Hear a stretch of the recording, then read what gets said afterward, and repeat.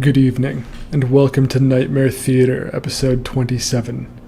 Tonight, we'll be looking at an interview I did with Airfighter. It's a discussion about his sleepwalking. He's got quite a few interesting caveats to his sleepwalking as well, which I think you'll really enjoy. No other announcements at this time this week, and following the interview, we'll be looking at some nightmares from Reddit. I didn't find anything from the Nightmares subreddit this week. There was only, for some reason, like 2 top posts this week. I don't even know how that works, but it is what it is. So instead, we're going to be looking at nightmares from Dream Interpretation subreddit, specifically the nightmares there. So without further ado, please enjoy this interview I did with Airfighter. Sleepwalking, or somnambulism, is a parasomnia characterized by dreaming during deep sleep while the body is not in atonia.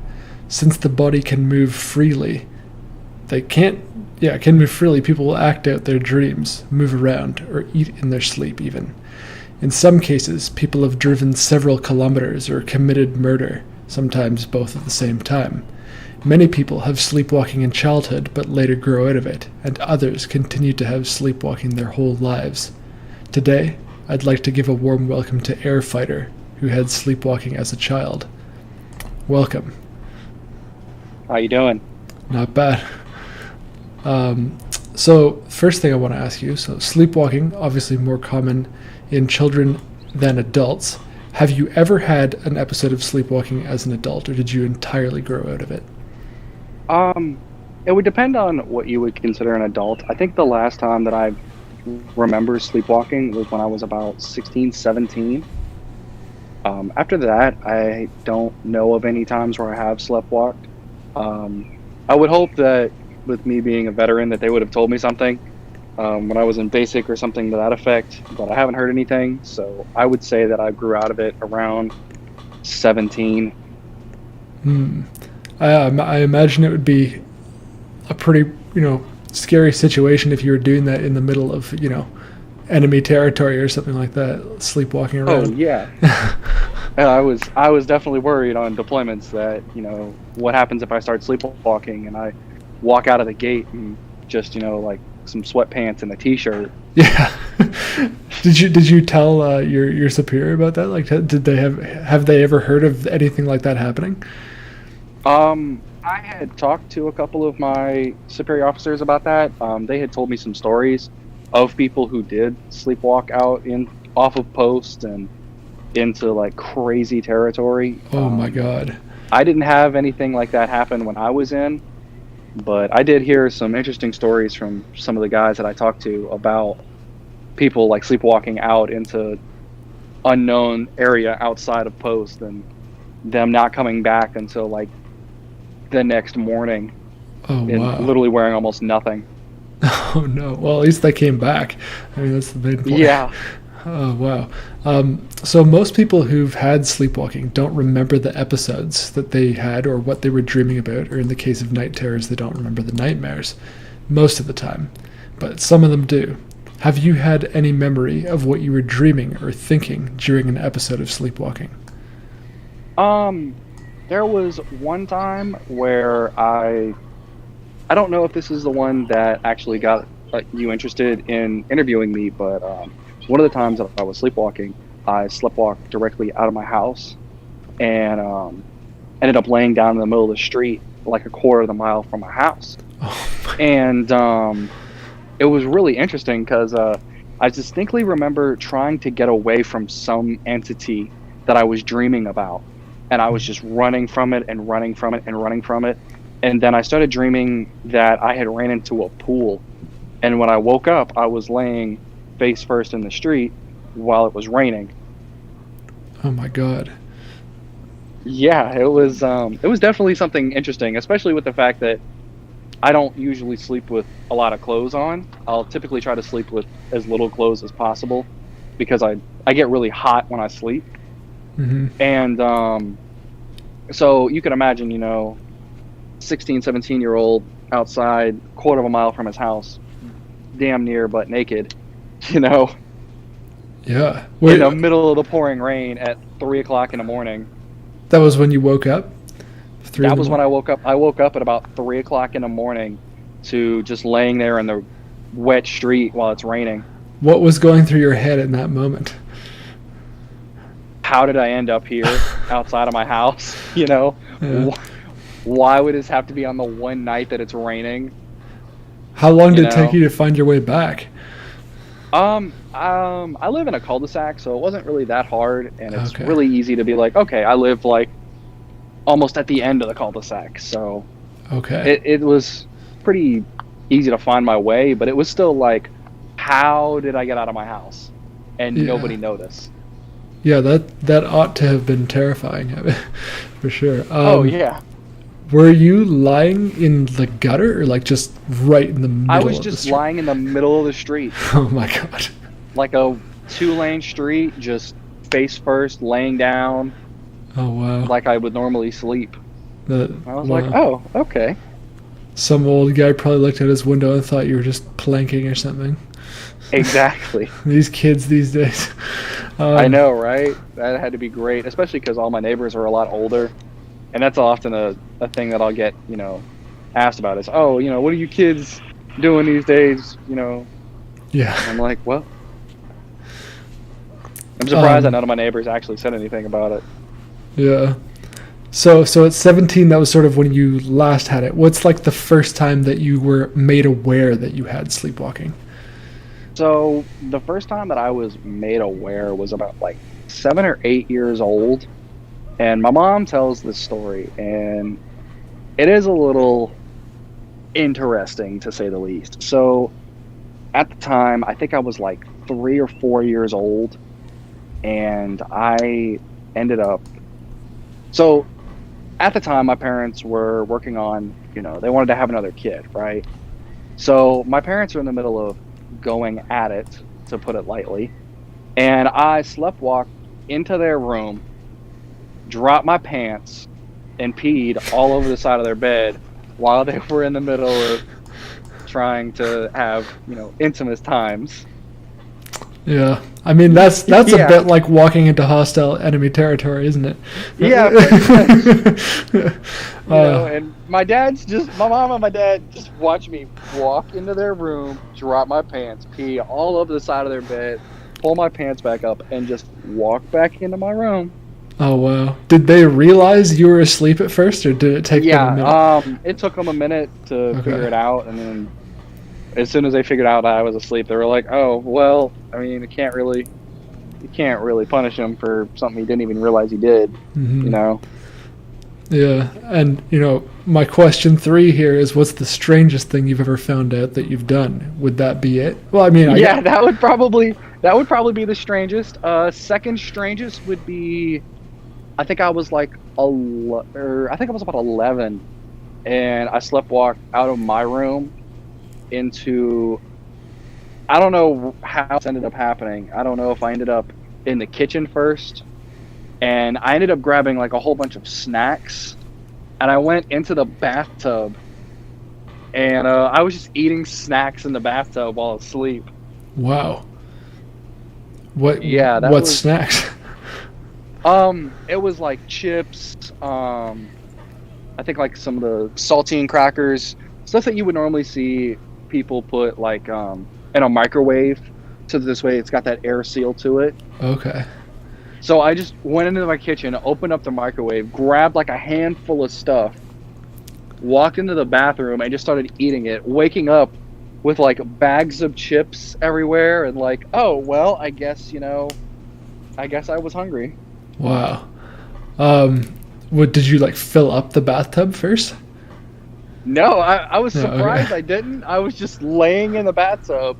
Like, I don't know if you've seen that meme where it's the dude and he's like just sitting there in the bathtub with the water on. I actually don't. That was pretty much me, but without the water on. Oh, wow. And having a whole bunch of bags of chips around me. I was like, oh, well, that's cool. Yeah. I mean, I would be concerned, like, with regards to sleep eating, that I might choke or something. Like. Oh, yeah, and that was definitely something that I was like, well, this is potentially dangerous. Mm-hmm. What's the scariest place you woke up? I mean, obviously the street's pretty scary, especially accompanied by that, the dream that you had along with it. Oh, yeah. So I can't remember the exact dream that I had for this one, but I think this is the one that you wanted to talk to me about the most. I was at one of my friend's houses, and my friend's dad was a former police officer. And so he had a lot of experience, with having to deal with a lot of things. And he had a couple of gang members who weren't particularly keen on him because he'd put them in jail, things of that nature. Mm-hmm. So I'm at my buddy's house, and I fall asleep I think I fell asleep in his room, actually. And he had like a couch in his room. And I'm just asleep, and I wake up with my best friend's dad holding his Glock in my face, screaming, "What the fuck are you doing in my house?" Oh my God. Yeah. He didn't know you though? No, he knew I was there, but it was like 2:00 in the morning. Everybody was supposed to be asleep. Even my friend was asleep. And, he liked to play video games until like way early in the morning. Mm-hmm. And my best friend's dad's like, "Why the hell are you walking around my house at 2:00 in the morning?" And I'm here like, I don't even know. He's like, "Were you sleepwalking the whole time?" And I was like, "Yeah." Like, I almost shot you. And I go, "I do now." Wow. It was definitely terrifying to wake up to seeing, yeah, something like that, like directly in your face. Like, I almost died here. Yeah. How old were you at the time? I'd say I was about 8 or 9. Okay. I mean, it seems like kind of a lot to pull out a gun in the face of a 9-year-old, but I don't know. Yeah. Well, if you have to think, like, this is somebody who he dealt with a lot of mobsters and true. A lot of these gang activities, and he's seen a lot of this stuff, and a lot of these people told him that they would come back to take revenge on him. True. For arresting people, and yeah, he just lived his life like, I don't know when that day's gonna be. Yeah, but the other thing I was trying to figure out is, did he like recognize that you were his son's friend, or did he think that you were a stranger? Oh yeah, so he had a Glock with a underbarrel attachment that was a flashlight. Okay. And as soon as he turned the flashlight on and he saw it was me, he was like, "What are you doing waking up and walking around my house at 2:00 in the morning?" And I said, I promise you, I have no idea. I was sleepwalking the whole time. Wow. Have you guys like talked about that since? Like, are you still friends with his son? We talked. I haven't talked to him since my first deployment. Okay. We talked about it a couple of times, especially with his dad. His dad loves bringing it up. Oh yeah. He's like, because it's just wild to him. Like, I almost just shot my best friend, or my son's best friend, in the face. Yeah. And believe it or not, that was actually what sparked my best friend's dad to actually get a lot of help that he needed mentally, because he realized that he was just living in stress his whole life from stuff that happened years ago. Oh yeah. Yeah, I was gonna say, like, it'd be talk about parents embarrassing their kids. Your friend going to school the next day and his dad just killed his friend. That'd be brutal. Yeah, right. Yeah, that'd be pretty heavy metal, not gonna lie. Yeah. Right. So, yeah. Well, the question that I had here was, like, do you have night terrors or a night terror ever? And you've described the one dream again where you felt like you were being chased by some like wicked presence and whatnot. But are there any others where, I know that it's difficult to remember the dreams always, but are there any where you felt uneasy, like during the sleepwalking, like you actually have a feeling of something bad? Yeah. To give a little context here, I am a pagan reverend, and some of the things that I'll do is I'll do cleansing on people's houses when they have like unnatural presences in their house.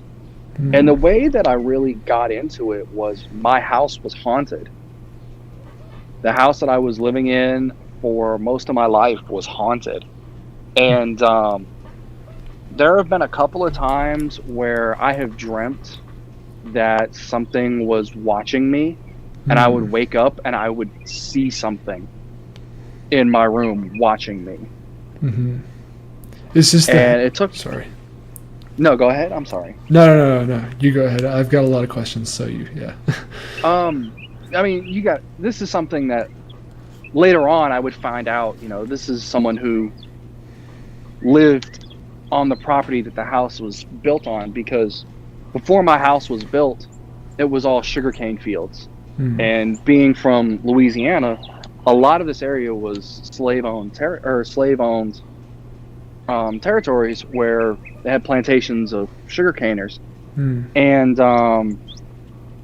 one of the things that was often talked about was, apparently in the town they had somebody who owned a sugarcane plantation, and he was sleeping with one of the slaves instead of his wife. Well, his wife ended up killing him and the slave and then herself. And I ended up having to deal with the wife herself. That's who was haunting your house? That was who was haunting my house for years. And sorry, is this the house that you grew up in, or that you currently live in? I grew up in and still at for now. Okay. I've been at that house on and off since the early 2000s, actually. Yeah, okay. About 2001. And you mentioned, hours ago that it almost burned down. Do you connect that to any of this is completely unrelated to sleepwalking, but do you connect that to any of the, supernatural activity that you think is going on there? To some extent, kind of, sort of. With that was kind of interesting, actually. So to give a little background on that, not too long ago, they made it where they want to get rid of all the wooden power lines that you see a lot around here in the United States. I don't know if you're from the United States, but I'm in Canada, here but we have those. Yeah. So, yeah, you know what I'm talking about, where it's like the wooden pole. Yeah. So they're currently removing them, and they're replacing them with concrete, so that this way they don't burn up as easily in the event of of something happening with the power line. Well, I have one in my yard, and they were supposed to take one of these big cranes that they need to set the pole in place, and they were supposed to move it in from the sugarcane fields behind my house, but they couldn't, so they had to bring it in from the street with all these low-hanging power lines. Sorry, could you repeat that last part? I'm sorry. There seems to be just a little bit of lag. Sorry. Sounds good now. So what happens is, instead of them being able to bring in one of these really big... I'm sorry, I keep getting a phone call. Oh, that's probably what it is. But so what happens is, they're supposed to bring this big crane in from the sugarcane field, but they can't. They have to bring it in from the street where all these low-hanging power lines. And they end up bringing the crane in, and the power line that was the lowest was the one connecting my house to the power. And instead of the spotter being up front in front of the vehicle so he could see what the vehicle's going to hit, he's in the back, and totally ripped the power line from my house. Wow. Yeah, that was...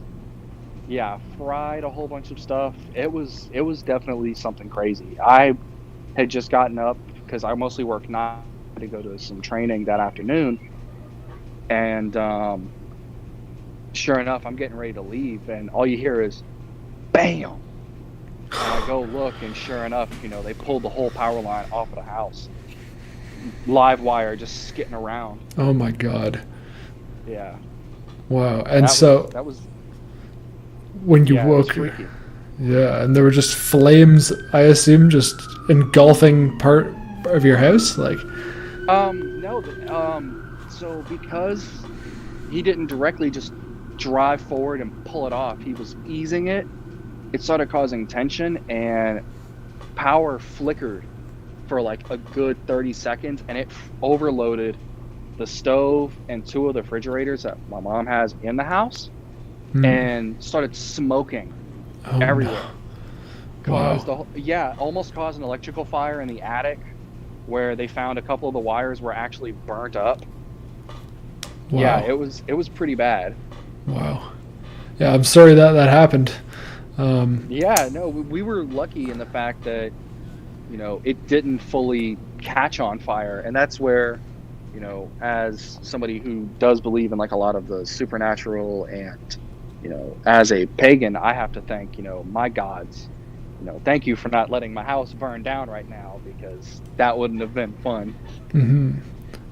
And this woman that you thought was haunting your house, do you think that she's like still there, or did you get rid of her somehow? So she was originally trying to communicate with me about, because I've always been able to feel the presence of ghosts and other things. Mm-hmm. And even since I was like very, very young, I would always had that, I guess you could call it a sixth sense. Mm-hmm. And she was trying to talk to me because she just never had peace. And that's something that I often find true with these spirits or whatever, is they don't have that peace in their life, so they can't rest peacefully. Right. And were you able to help her with that? I was able to partially help her with that. Before I really started becoming a pagan, and before I really started trying to communicate with the spirit, she was very hostile and just very angry. And in some of my communications with her and trying to talk to her, she has told us that she's not wanting to hurt us. It's just she's upset, Mm-hmm. and things on that side of. As a pagan, we believe that there are two realms really. You have your realm that you're living in, and you have the realm where those who are no longer with us are, and in some cases they can merge. Mm-hmm. And yeah.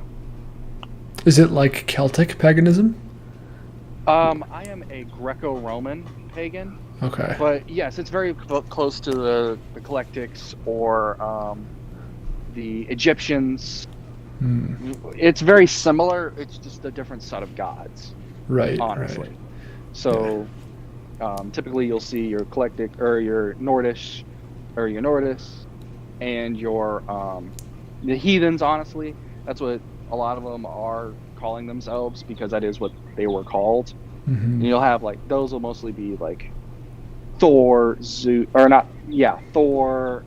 Loki, and other gods of the Norse mythology. Right. And you'll have, your Egyptians with Ra and other Egyptian gods, and then I fall along the lines of the Greek and Roman. Mm-hmm. I mostly call them by their Roman names, just because Romans got to, name the planets. So Right. We're the winners. Yeah. When you described the other world with the spirits, it reminded me of like Celtic paganism. Sorry, something in my throat. But basically, yeah, they have the other world and then the Aes She, which are like these spirits that reside there. And Yeah. Yeah, I guess it's And, all similar. Yeah, I mean, you see that a lot in a lot of religions too. I mean, even in Mm-hmm. Catholicism, you have heaven, which is supposed to be made for, your spirits that have passed on and have Mm-hmm. given themselves to God, Mm-hmm. And that was something, I grew up completely Catholic, being from Louisiana.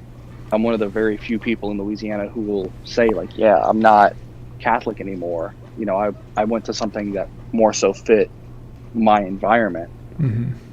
And even so, you'll find like a lot of these similarities, Mm-hmm. where on one side you have, Catholics with heaven and that being where you want to go after you die.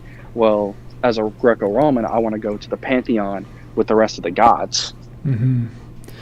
And do you think that the woman who was haunting your house, do you think that she maybe influenced your sleepwalking as a means of trying to communicate with you? I believe so, honestly. I believe that some of it was, especially later on in my time sleepwalking. I found that a lot of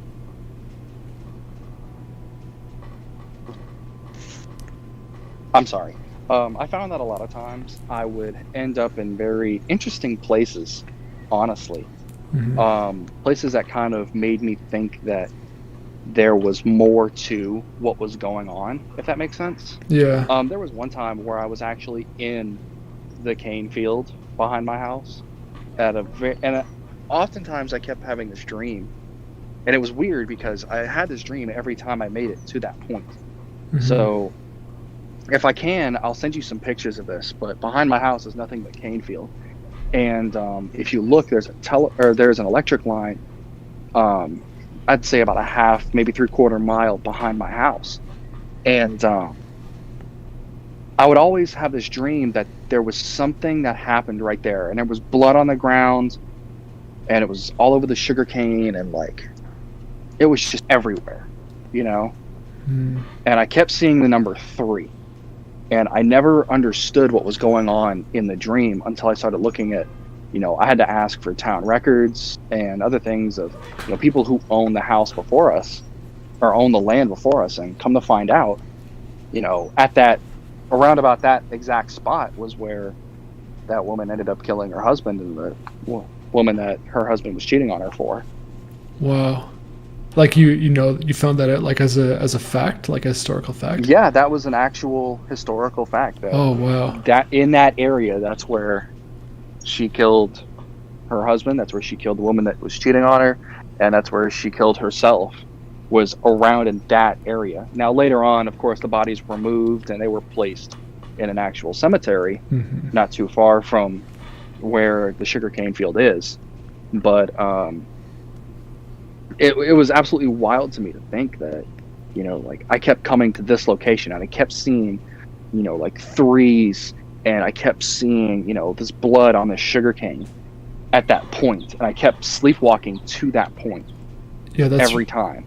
That is giving me actual goosebumps right now. That's really creepy. Yeah, it was really crazy. And that was kind of one of the things that I really wanted to, share with you, was that experience of that's how she was communicating with me before I opened up to talking to her. Right. Wow. And it was definitely an experience. And do you to wake up over there? Yeah. Do you think that you opened up around the same time your sleepwalking stopped? You opened up to talking to her? Yeah, I would say so. Interesting. I would go back and forth between paganism and Catholicism when I went to basic training, which was when I was 18. I was more open-minded around 16, 17, when I really started saying Catholicism just isn't what I'm going for. It doesn't fit me very well. Mm-hmm. And I started looking at a lot of different things. I looked at paganism originally. I looked at LaVey Satanism. I looked at actual Buddhism, and just studying all of these religions to try to find what fit me the best. And every time it kept coming back to paganism. It's paganism. Mm-hmm. And it would stick out to me for some reason. And one of the first rituals that I actually did was to talk to this woman. And that's when you found out the stuff about what her intentions were and that sort of thing. Right. And that's when I found out hey, I don't want to hurt you. I need to talk to you. I need to tell you what happened. Right. And that's kind of where a lot of these guys are at, is they just they just can't sleep peacefully because something hurt them so badly. Yeah. And one more thing I wanted to ask is the number 3 that you were seeing in the dream. Do you believe that represents the woman she killed, her husband she killed, and her? Is that what it is? I believe so, Okay. honestly. That's what my interpretation of it was. Mm. And she hasn't tried to tell me otherwise with that. Hmm. Okay. That's really fascinating. And well, actually, this is now an even better question than I had originally thought. So, family history, they say, can increase the likelihood of sleepwalking. And do you know if any of your family members have had sleepwalking? And I mean, this is especially an interesting question now, seeing as they presumably lived in that house with you when you were young. Yeah. No, I'm the only one. Now I also have sleep apnea. I found that out on my first deployment that I had really bad sleep apnea, and my dad also has sleep apnea, but that's the only sleep disorder that I can think of that is shared between myself and someone else in the family. And that's even going like extended family and everything else. The only thing that really comes to mind is sleep apnea. Hmm. Interesting. So, yeah, I guess maybe it was specifically you that she wanted to communicate through, perhaps. And they also say kids are more in touch with the other worlds, right? Have you heard that Right. before? Yeah, and that was something that was originally, made that was something that I was originally made aware of by the fact that, when my parents lived in another house before we moved to the one that I'm currently at. But I'd say like 1997 to 2001 ish. And while my parents were at that house, my mom told me that I would often ask her if she could see this little boy sitting across like the yard from us. And I would always talk about this little boy from across the yard, but there was no other house back there, and there was no family back there. It was just us.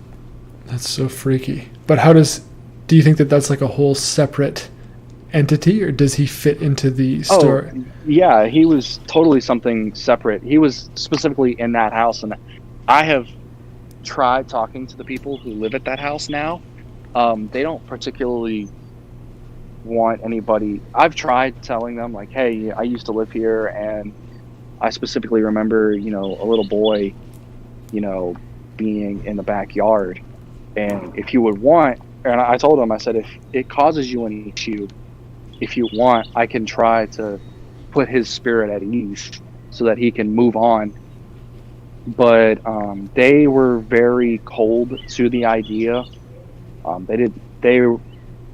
A lot of people around here are very closed-minded when it comes to things of that nature. Mm-hmm. So I try not to reach out too often, and I let people come to me Right. with these things, if that makes sense. Yeah.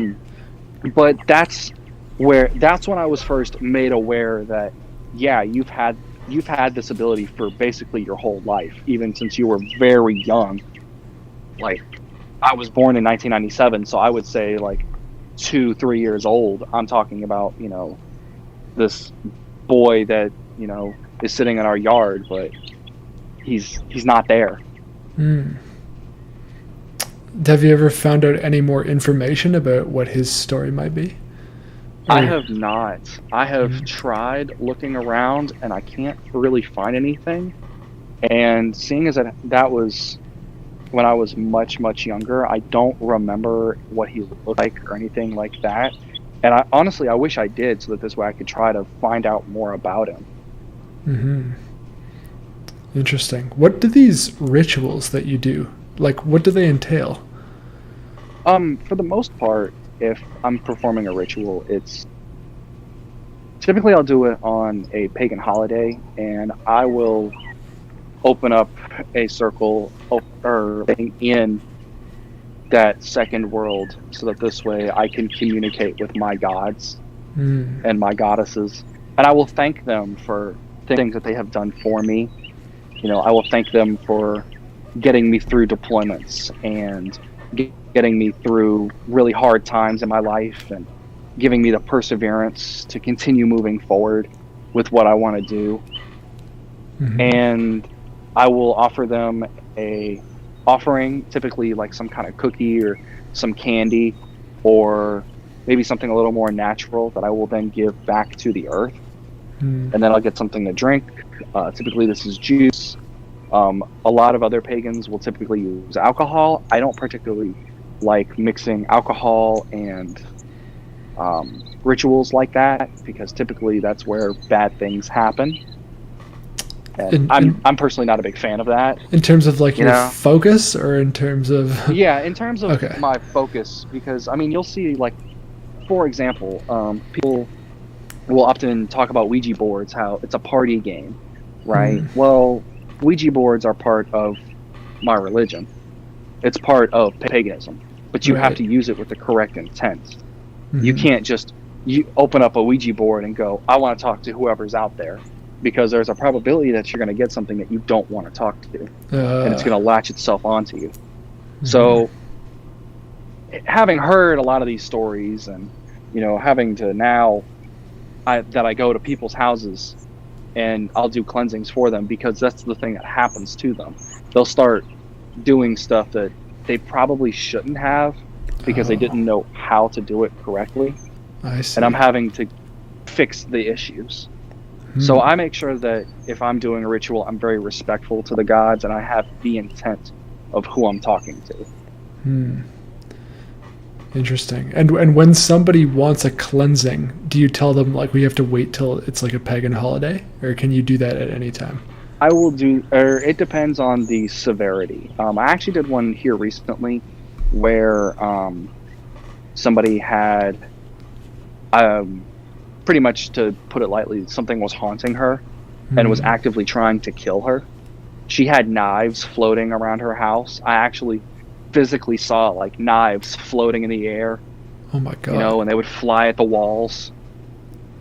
Wow. The family often reported that they would hear like someone was in their house. At that point, that's harmful. That's going to end up killing you. And so I'm going to make that effort no matter what, because it's detrimental to your life. If it's something that's not very heavy, like to that extent, like, oh, I just think I have something in my house, it's not bothering me, but I just see it, then I will typically ask them, okay, can we wait for, let's say, a new moon or a full moon or one of the pagan holidays, so that this way I can have my gods, already opened up, and we can all work on this together. But if it's something that, like I said, if it's actively trying to kill you, then I'm sorry, I'm having to do this right now. Right. That makes sense. And just as a little fun fact for the audience who may not know, so Halloween was originally called Samhain in like Celtic mythology, right, and Celtic beliefs, and it was, kind of positioned halfway between the fall equinox and the winter solstice, and it was believed at that time that the bridge between this world and the other world was thinner, and that's why, they believed that spirits, both good and evil, could cross more easily at that time. So people would dress up. It was a festival to sort of ward off the bad spirits and, pay homage to the ancestral ones, like the ones that were, good. So that's just a little aside, not really related. But, no, that's entirely true, and that's something that funny enough, my birthday is on Samhain, and oh, wow. it's always funny to tell people that I'm a pagan who was born on a pagan holiday. And one of the things that I look at a lot, and you see it a lot in other cultures too. If you look in Mexico, they have Dia de los Muertos, which is the Day of the Dead, where they go and they bring offerings to their dead relatives, so that the dead relatives know that they're not forgotten. And Halloween is originally thought of on the same light. It's you're giving back to the family members who are no longer with you. Fascinating. That's really interesting. And then just one last question about the sleepwalking. So, did your parents ever put maybe after the getting a gun pointed at your face, or maybe after, peeing on their bed, did they ever try to implement any kind of controls on your bedroom or something like that to like keep you safe? Or as an adult, or maybe as a teenager, I should say, did you ever try to implement any controls for your own safety? So it was kind of funny, actually. My parents, after I told them about me sleepwalking into the street in the middle of the night, they actually put locks, kind of like the ones you see on hotel doors, where it's got the little chain on there, if you know what I'm talking about. Yes. Yeah, so they put that on the front and the back door, and they put a security system in the house with cameras and a couple other things. Mm-hmm. And my dad was telling me that one night he walked into or over by the front door, where I was just standing there trying to open the door, and it wouldn't open. And he kind of just grabbed me and led me back to bed. Wow. Yeah, well, no, it was pretty funny when I heard about it, but it was like, at the time, I'm like, oh, I guess I'm just trying to get out the house again. Mm-hmm. That's hilarious. Oh, at least it worked in that case. I mean, it's too bad that they didn't have that any controls before you got some of those more dangerous situations. But at least you're alive. Oh yeah. Well, what's crazy about it is it wouldn't happen every night. The only one that happened every night for a while was the one where I would end up in the cane field, and so creepy. That one was. Yeah, that's why I was like, okay, this woman's definitely trying to talk to me right now. Mm-hmm. And I would have like years go by where something doesn't happen, and then just out of nowhere, I'll end up outside of my house in the middle of the street, almost naked in the rain. Or, so the very first time that my parents ever told me that I was sleepwalking was, where I peed on their bed. The next time was like a year and a half later, where I'm in the kitchen, beating on pots and pans like it's drums while I'm totally asleep. Nice. And like a total like 3 or 4 year old thing to do, Mm-hmm. But it's like years will go by, Yeah. before something happens, and it's like, okay, now this is starting to get like way more dangerous, and it's not showing signs of stopping. Mm-hmm. So we definitely need to do something. Fair enough. Well, yeah, did you have any other thoughts or any other stories you wanted to tell? I think I've got most of them out, actually. Yeah, I've hit the end of my questions, but that was really fascinating. I wasn't expecting, actually, it to take all that paranormal turn, but of course that's, perfect. Like, I love scary stuff. Oh, yeah. I'm definitely glad that I was able to talk about that with you. Yeah, that was a lot of fun. And I don't have a huge audience, but if you'd like to give a shout-out or a plug to anything, feel free to do so. No, I want to thank you for, taking the time out of your day to talk to me about this, because this is definitely something that I've wanted to talk to people about, but it's always kind of weird to try to talk about, like, oh yeah, I sleptwalk, or I used to sleepwalk as a kid, and now it's like, you have a whole audience of people who are interested in stuff like this. Mm-hmm.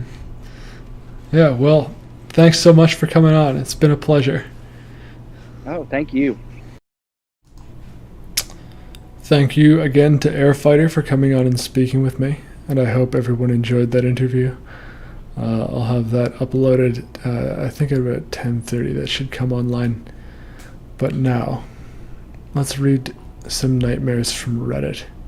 And as I mentioned earlier, we're going to be looking at the Dream Interpretation subreddit this week.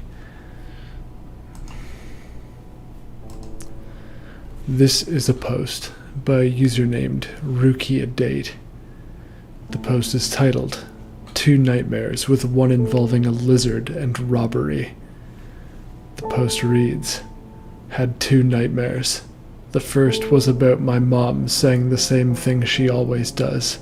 Whenever I spent any amount of my money, I'm not in control of my own finances, and it's just normal because of cultural differences. But that one woke me right out of it. Second one involved raising a lizard in a square bucket. It kept eating the food inside and growing, where it eventually got too big, and my mother, who was also in this nightmare, placed it inside of a round bucket, specifically with pictures of KT animals, which I see a lot at work. But the bucket wasn't covered by a lid, but by plastic wrap. The green lizard kept breathing heavily and didn't fit well. Saw myself try and press an actual lid over it and closed it. My mom questioned about it needing air, and then it broke out and started crawling all over the ceiling, specifically winding up in my sleeping brother's room, where I yelled at him to watch out for it, while also not wanting to touch it. Somehow, it led to a bunch of 5 to 8-year-olds, including disabled ones, and a whole robbery on a bank or something. One of the kids specifically had the name Gigante from Monster Hunter World, who I can't get past the name, shortened to N, on his badge he wore on a lanyard. The robbery was pulled off successfully, and as we escaped, they're all breathing heavily. Cops tried to put together who committed the crime, and made a connection that it was N before I woke up from that one. I'm okay.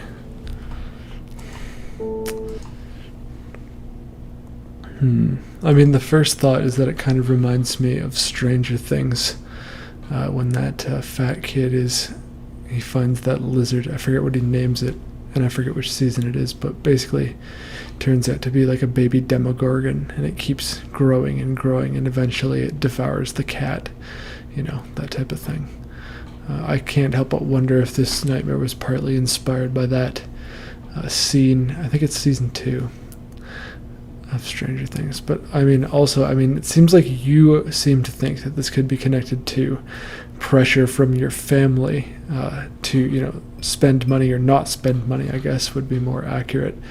And maybe it's just a sense of the creature being contained inappropriately, right, by the lid on the bucket, the type of lid. Like there's just some artificial thing keeping it down, keeping it suppressed, and it's not developing normally. And that could be, you might feel that that's analogous to your life in a sense, just based on the fact that you seem to be mentioning the, financial control or lack thereof earlier on.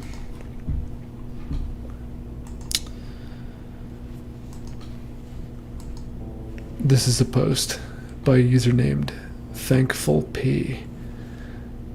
The post is titled, "Asked for Messages, Got Nightmares?" The post reads, "I meditated, then told my ancestors they could send me messages through dreams and that I'm open to communicating with them. I often have very vivid dreams, and I'm able to understand the emotions and even sickness of spirit. The dream started off with me and my sister collecting recyclables in our old home. We were having some sort of get-together. I got a warning that shooters were coming to my area. Well, I panicked and hid in a really obvious place near the entrance, and I saw the shooters making their way inside my home. The shooters were my old high school friends. They shot everyone, including me. They shot me on my right arm. As soon as they started going further inside to scan the other rooms, I began running away.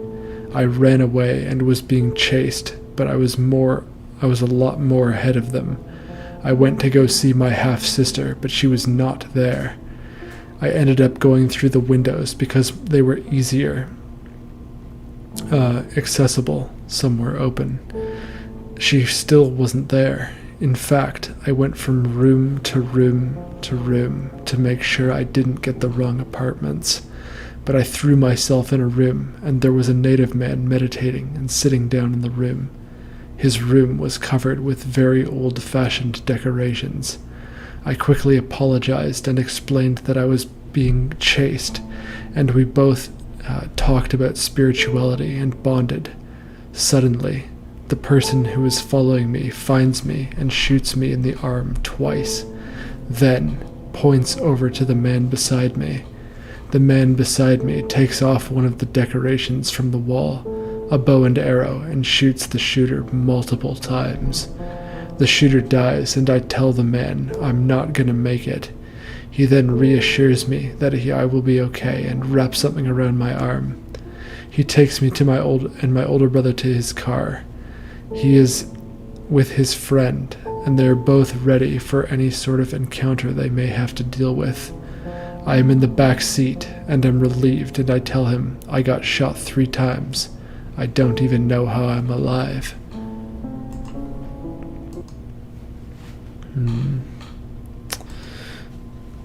I mean, you could call this being attacked or being chased, right?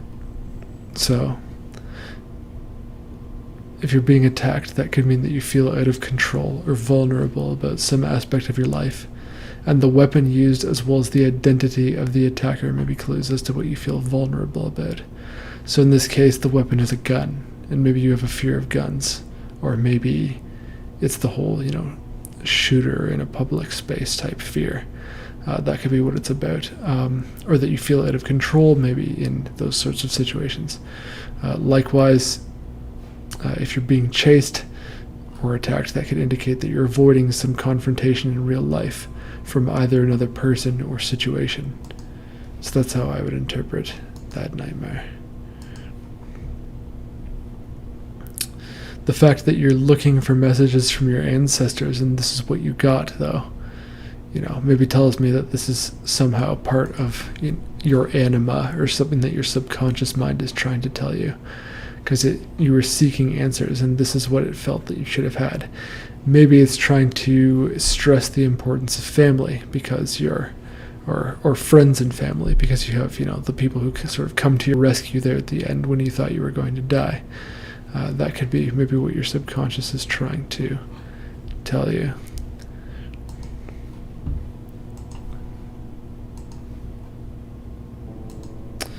This is a post by a user named Speedboat666.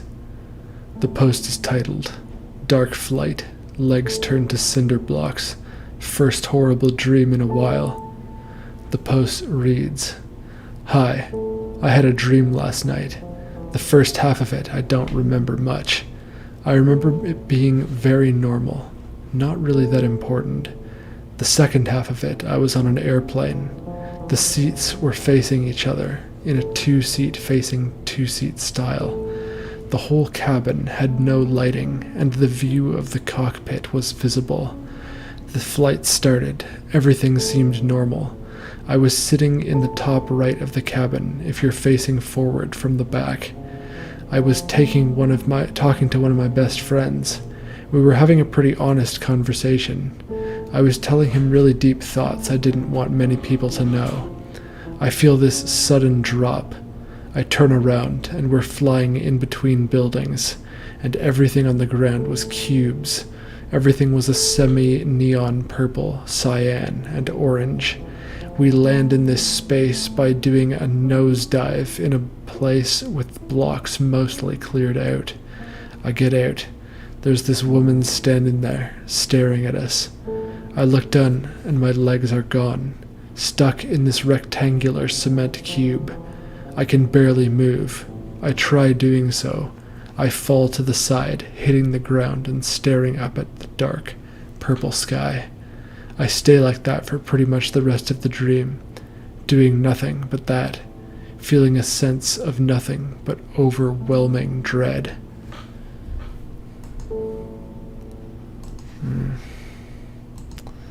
It's a really freaky nightmare. I like the vibe of it, though. There's something really sickening about the description of the ground as just being purple, cyan, and orange blocks, and that they're also semi-neon. It's just kind of like almost like a childish color scheme that's just very offensive in combination with each other. I'm gonna have trouble interpreting this one. I mean, it could be a fear of flying, right? Seeing as it's like essentially a crash, and although you're not dead at the ground, nothing's ever the same again, right? Like you're kind of there, but you can't really move, and you're just staring at this horrible place that you've arrived in, not really able to do much about it. And that could be, just a feeling of maybe fear as well, that whatever path you're on, if you fall off it or something of that nature, you're just going to end up in the mire somewhere, just lost, unable to continue forward. Something of that nature. That's what I get from this. Do with that what you will. I should mention as well that our friend Michelle sent in a nightmare this week, which I'll read at the end of the stream. So, preemptive thanks to Michelle. This is a post by a user named Hutah's Waitress. The post is titled, "I couldn't wake up from my hallucination dream." The post reads, "The first part of my dream is recurring. It's in my house, but there are extra hallways and secret rooms.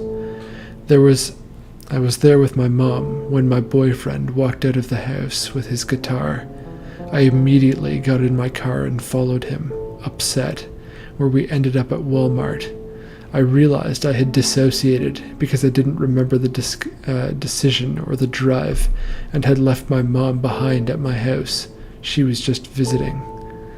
I decided to get out of there and ended up in a Starbucks drive-thru near Walmart. This is where I started feeling as though I was hallucinating. All the drinks were Halloween drinks, but it was spring, and the sky had turned a strange purple. Two baristas seemed malicious when I got my drink, and they kept trying to grab me or talk me into coming with them. It felt like a very long time until I got away. The hallucinations seemed to get even stronger as I took my regular route home. I was driving in my car in a purple vortex, speeding and taking dangerous turns, and I realized I needed to ground myself to stop dissociating. At this point, in real life, my daughter woke up and started crying for me.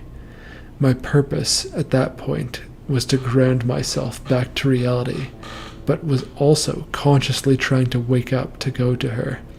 I absolutely could not wake up. I felt as though I couldn't move. It took what felt like ages to finally wake up and go to her, and I still felt this strange, groggy, floating feeling 2 hours after waking. I never had a dream like that. It was stressful in itself because I struggle with dissociating and ending up places without remembering how. But not being able to wake up, well, that was scary. The predatory Starbucks guys and terrifying drive added so much stress to it all. I would really appreciate any help making sense of this. My interpretation of this nightmare is that it's not about any one thing.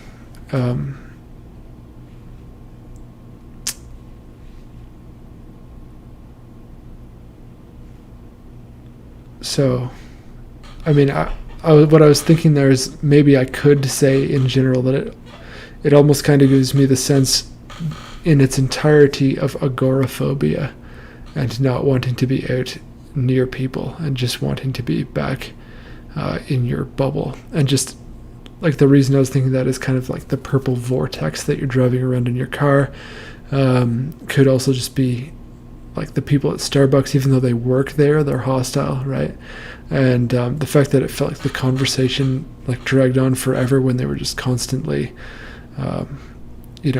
trying to like loop you back into the conversation and grabbing you, like it could just be like, who are these people?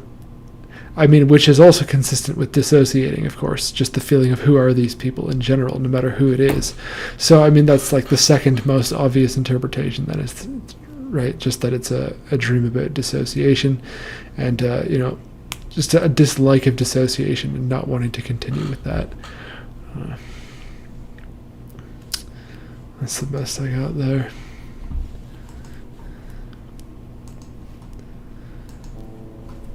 This is a post by a user named Land of Lilies.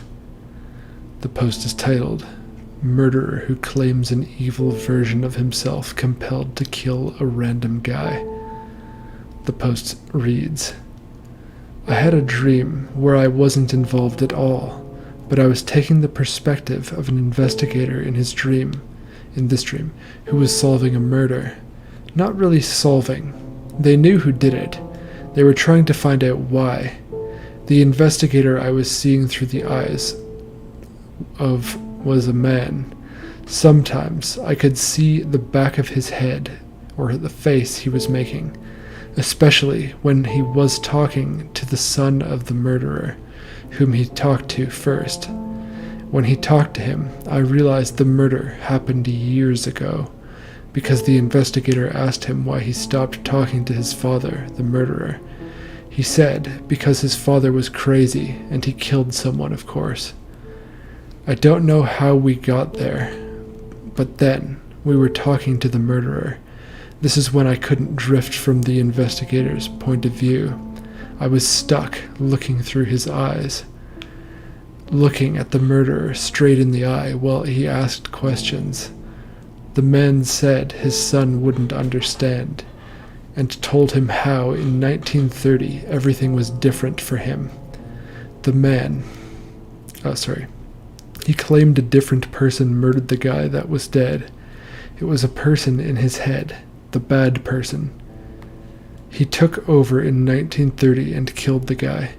I wish I remembered what murderous eyes looked like, because the whole time I started to panic. I was only drifting from the investigator's point of view when I was shown pieces of what the man was seeing. Everything turned white, and suddenly it was just me and the murderer. His eyes suddenly turned white, and I caught a glimpse of this man that looked eerily similar, but in different ways that I can't recall. There was also a wolf in his head, also with white eyes.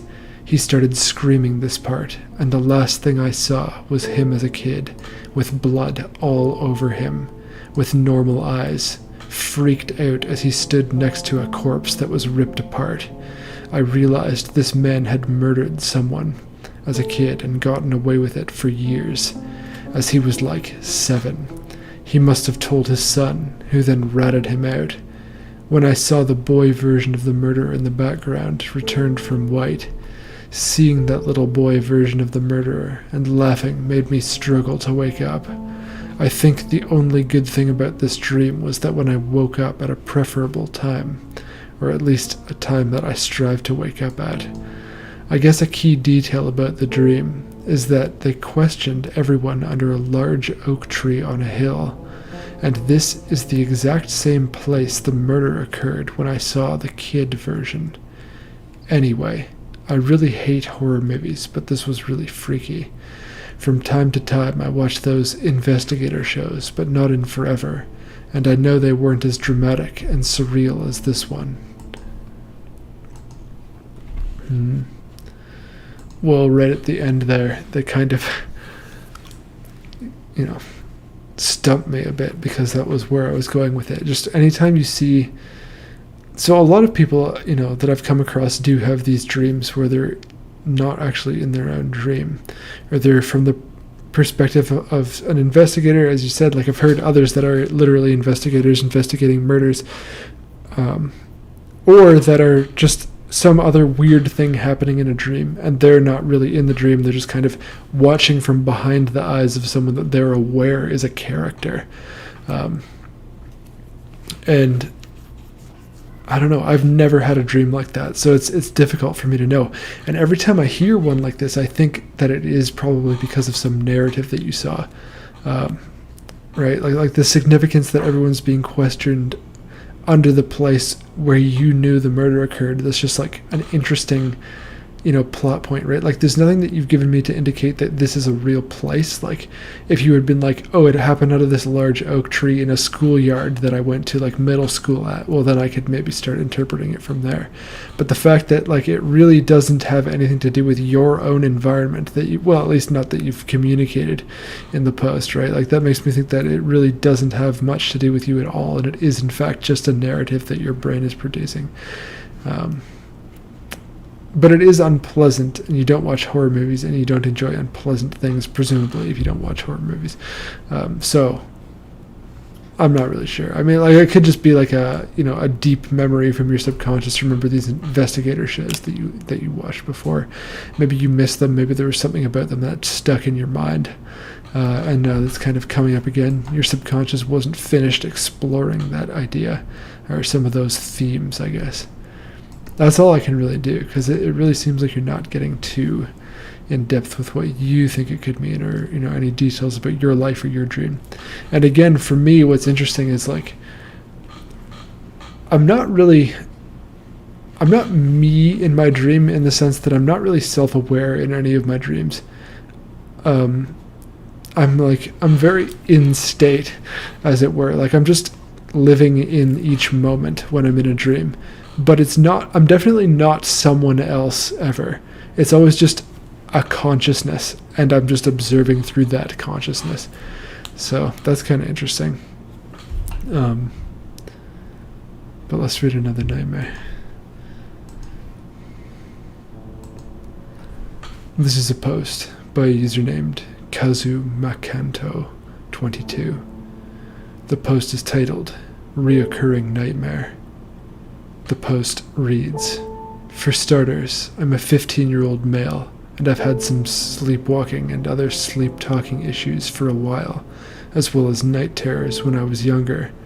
Sleep isn't usually a good thing for me in the first place, but over the past 6 months I've had a weird dream again almost every night. I wake up on the forest floor that somewhat resembles the one in my backyard from where I lived in North Carolina. There's a big clearing on a flatter part of the forest, and the rest of it is an uneven hill terrain. I wander through the forest, not knowing where I'm going, until the light starts to go down, and it gets really foggy. That's usually when I see some eyes pop out of the fog. They've been green, yellow, black-gray, and red.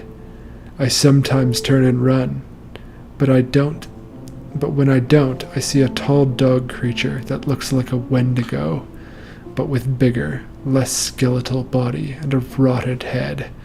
The only time I haven't seen the dog creature is when I see the deer creature, which looked like a normal deer at first, but it started laughing and has weirdly wide smile with sharp teeth.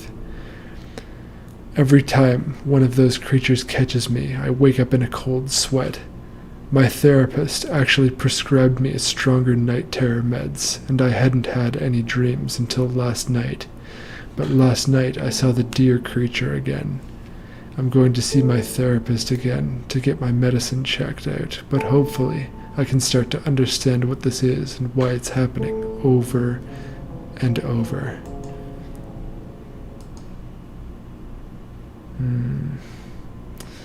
I like that one. So, the pair of eyes, not really sure what that represents.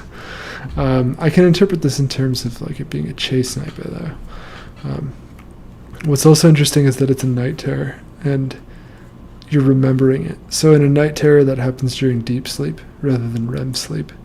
And when a night terror happens in deep sleep, that means that you're able to move while doing it because your body isn't paralyzed.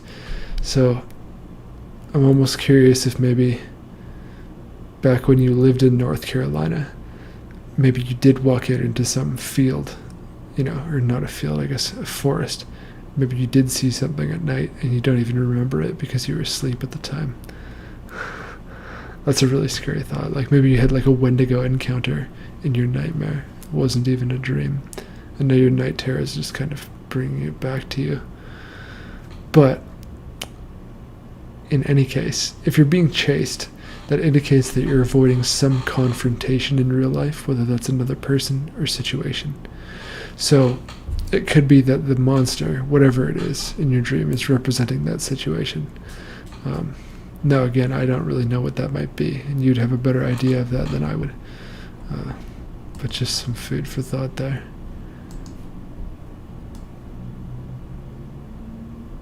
Yeah, it's definitely monster, like, which makes it harder to interpret. It makes it a more interesting read, though, of course.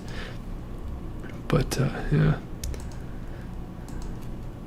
Oh, I just closed the one that I wanted to read by accident.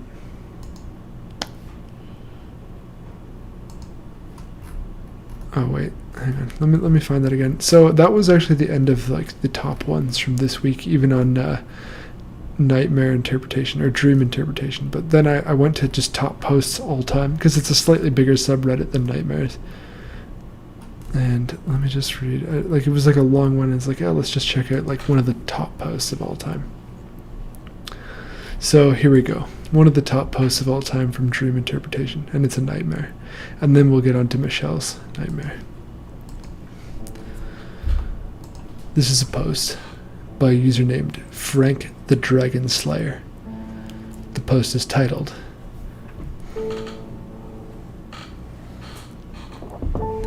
I had a nightmare that messed me up for days now. I think I went to the multiversal death hub. The post reads, Hello all.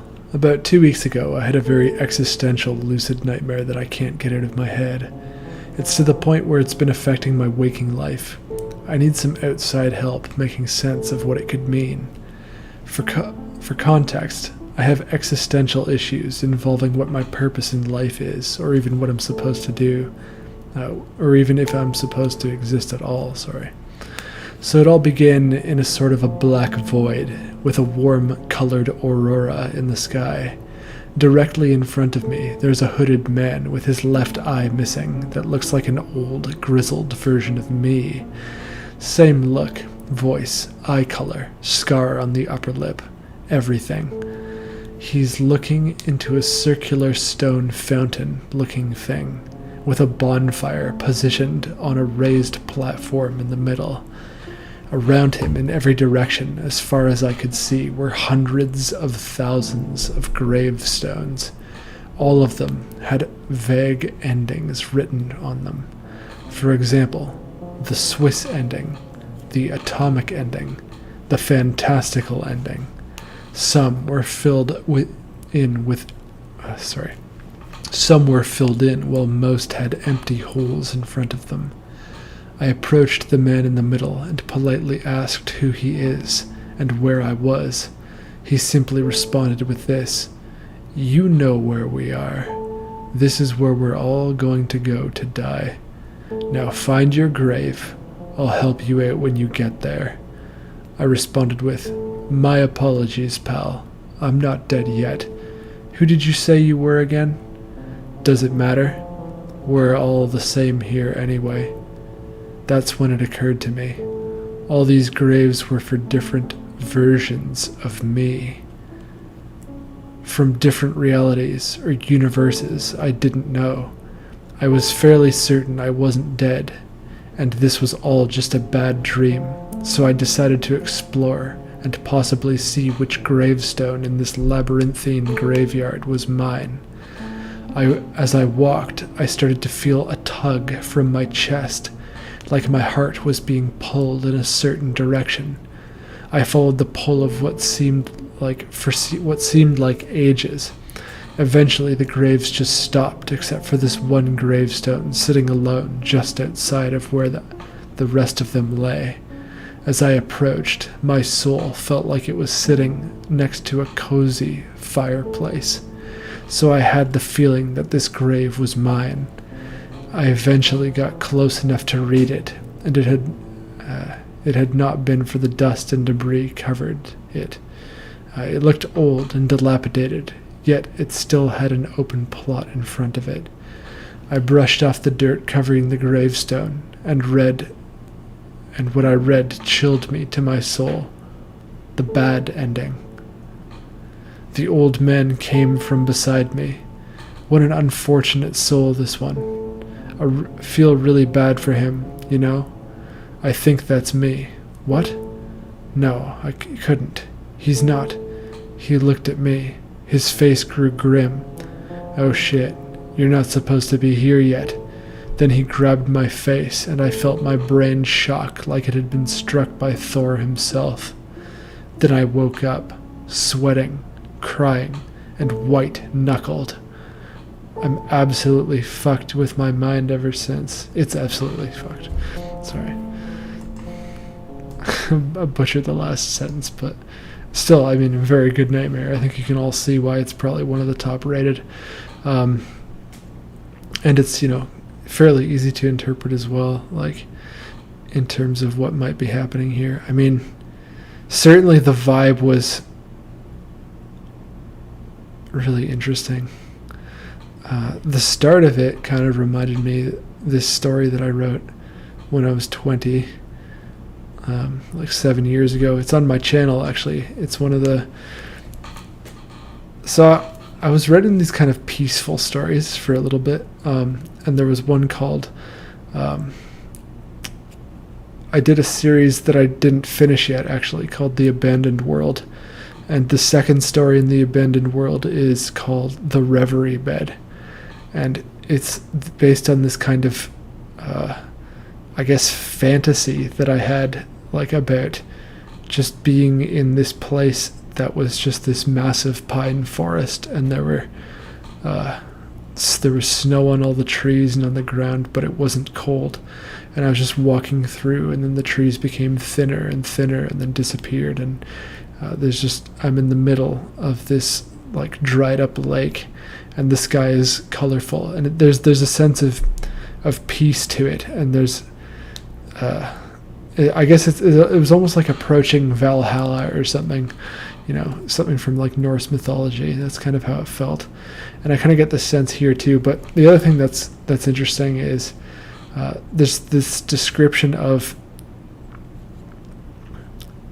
the Swiss ending, the atomic ending, the fantastical ending. And then you describe also them as some were filled while most had empty holes in front of them. And I really like that, just because I think, to me anyway, that represents how you see that there are some paths you could have taken in life, and that those doors are now closed. And there's, when you first started your life, you had infinite possibilities, and there were infinite roads that you could have traveled down. And as you kind of play out your life, some of those possibilities get closed off. And, I was about to say, and new ones emerge, but of course, like, in the cosmic scale, like, all of the possibilities are already accounted for. So, theoretically, from your infinite possibilities, your near infinite possibilities, you're now just closing off more and more and more endings until finally you're narrowed down to just the right one. And I do get also a sense that you're probably depressed reading this nightmare, right? Just because you feel like the one that your heart is drawn to is the bad ending. You just are stuck in some sort of pattern of negative thinking, and that's what you just believe is your destiny, and that like you're not meant to be there yet, but you feel like whatever happens in your life, that's inevitable. Really, really beautiful and sad nightmare. I enjoyed reading it, and it was posted 2 months ago, so maybe I'll hit him up and see if he's still around, just to get my interpretation. Hopefully you got something out of it, but I know that was posted a while ago. So I hope you enjoyed that nightmare. And now let's read a post from Michelle, our friend, who sent me one just yesterday. And this email is titled Cannibalism Nightmare. The post reads, "Hey Sandor, it's been a while since I sent you a nightmare. I had an interesting one tonight. My dreams have been kinda weird lately, as I have moved 2 weeks ago, and I am still a little confused about many things, as it's hard to find my normal in life now. This night, I had my first dream involving cannibalism. So some stuff happened around it too. Something involving magic and camping, but I don't really remember any details. I do know that I had magic powers for some reason, and I was fighting others, but I don't know why. So at some point, we defeated a guy, and he was pretty cool about it. Like he just lost a friendly game or something. We kind of acted similar, but the price he paid was weird. As the loser, he would teach us how to cut human meat from his body to eat. So my cousin, who was on our team in a way, just started to cut up part of his arm. She did it for the first time, like cut very enthusiastically, but not in the right way to properly cut his arm for some reason. He just casually mentioned that, but I knew it meant it wouldn't make it more difficult for him in the future to regain use of his arm. So I felt guilty, but my cousin was unfazed. She didn't care at all. So we happily cut parts of his arm off and baked them on a grill while sitting around like it was a party. So one thing we learned from this guy, the reason he had offered his own arm in the first place, was that we had previously eaten somewhere where they had served us human meat, without telling us that. We could recognize it as human meat because it tasted like pineapple, apparently. So now we willingly ate human meat, and we could taste the similarities. We weren't angry, though. I say we, but I did not eat the meat. I did not think it was weird that they did, but I believe it did feel weird to me to do it myself to some extent. My brother came into the room at some point and just grabbed a piece of meat and ate it raw, but that's apparently what he would always do with pig meat. Like he took it from however was chicken. So we told him, and he put it back a little embarrassed. Then he joined in on eating the human meat, though, like it was the most common thing to do in the world, like an odd delicacy. I guess that may have been because in the dream we knew the guy could just regrow his arm or something. Some in our group were also cutting parts of themselves to put onto the grill. I was wondering at that point if self-cannibalism would actually be beneficial. Like, would it help you against your hunger? But you're eating yourself, so you're also losing a part of yourself in the process. I was wondering if that would benefit you or not. I'm still not sure why I didn't eat the meat myself. I think I was just waiting for a piece to be ready. But I also felt a little weird about it. Like some part of me realized eating human meat is not supposed to be okay. It maybe felt like a bit like lucidity, but not that I realized it was a dream, but that I could access memories from real life while in the dream. Sometimes I can also remember stuff from other dreams in a dream, but I don't always realize it's actually a dream. I just think something like, hey, I could do this before, let's do it again, but not think about where I had done it before. There was also a bit about us looking after a little boy who had braces and was somehow losing his teeth. The same guy let us cannibalize him, helped us fix the boy's teeth, and it felt weird as we were supposed to be his opponents and stuff, yet I was impressed by his efforts to help us out. Well, it's kind of a confusing dream, and I hope it wasn't too hard to follow. I just really wanted to share it, as I didn't know how cannibalism dreams before I watched your Nightmare Theater.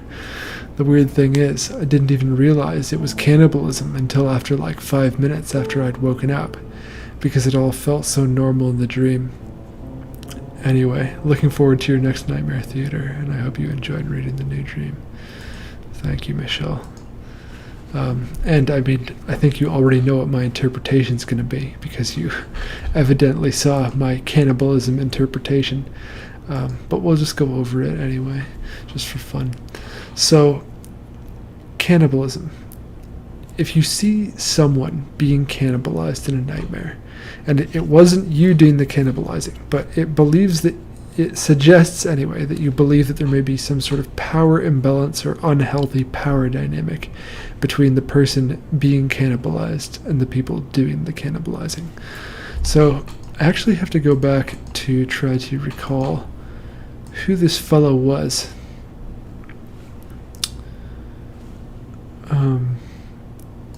You defeated a guy and he was pretty cool about it. Interesting. Okay. As the loser, he would teach us how to... Okay. So it sounds like he's actually not a guy that you know in real life, which makes it impossible for me to interpret, right? But like, I wonder if he represents someone that you know in real life.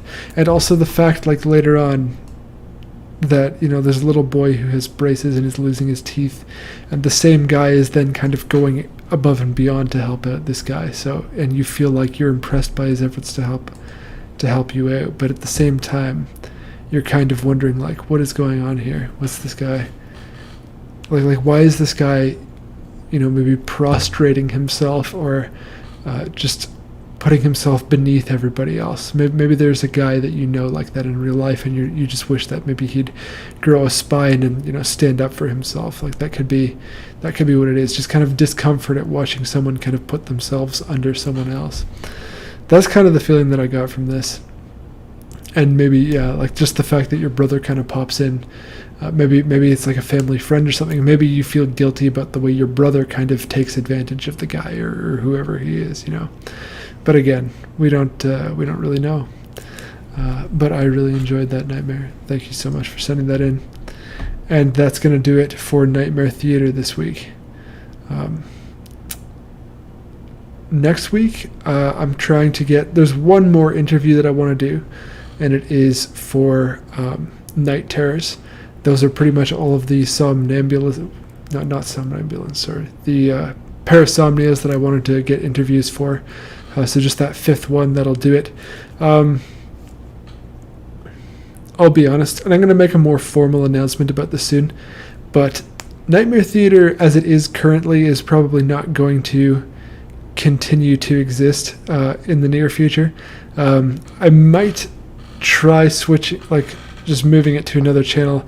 I might discontinue it altogether, like for the meanwhile, because originally, like, this was a channel about writing, and I thought that people might be more, you know, interested, if they're interested in scary stories. Hey, maybe like nightmares are scary, people will also be interested in this.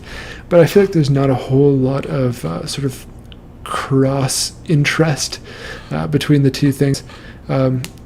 So another possibility is that I could continue doing the streams but just read nightmares, and I won't like record them on the channel. Like, I'll just, like, once the stream's over, it's gone. Like, so that's another thing, just because I feel like the amount of effort I'm putting into it is not really, I know that there are some people that really like Nightmare Theater, and, like, again, I'll make a more formal video when I figure out exactly what's happening, but I just know at this point that it's not the direction that I think this channel needs to continue in right now anyway. Like, I could bring it back maybe in the far future when the audience is bigger and maybe there would be more interest in, you know, kind of having an interaction, but until that point, yeah, I'm thinking I'll at least get to episode 30. So this is kind of my plan for the next 3 episodes. So I'd like to get a Night Terrors interview. That would be episode 28.